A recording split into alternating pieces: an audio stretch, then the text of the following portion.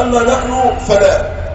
ولك أن تعلم أن قائد شرطة نيويورك أسلم في التسعينات وسمى نفسه عبد الصبور أي مسلم، وكان مسلما سلفيا، وارتقى في عمله بالأمن الأمريكي حتى وصل إلى قائد شرطة نيويورك.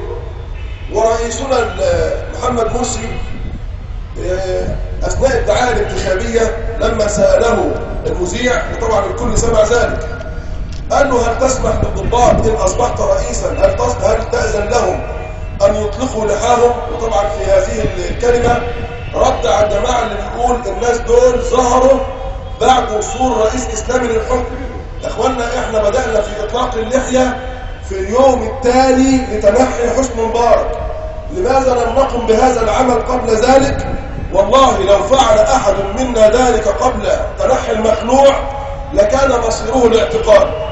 طب أين كنتم قبل ذلك؟ والله كنا مطاردون زي الناس بالظبط، وكنا بنتابع في أمن الدولة، وكانوا يأتون إلينا في البيوت أحيانا لفتحنا في بيوتنا، وحدث الكثير والكثير، فنحن لسنا وليدين أو ما جيناش كده في يوم وليلة.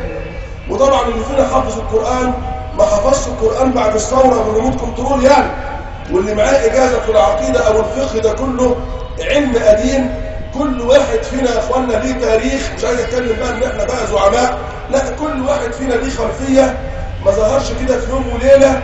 ومعظمنا كان بيعمل في الشرطة بناء على فتاوى من العلماء، يعني كل واحد فينا كان عايز يستقيم. وكان بيحصل فيه مشاكل، يعني كان كل المشاكل اللي عندي كنت برجع فيها إلى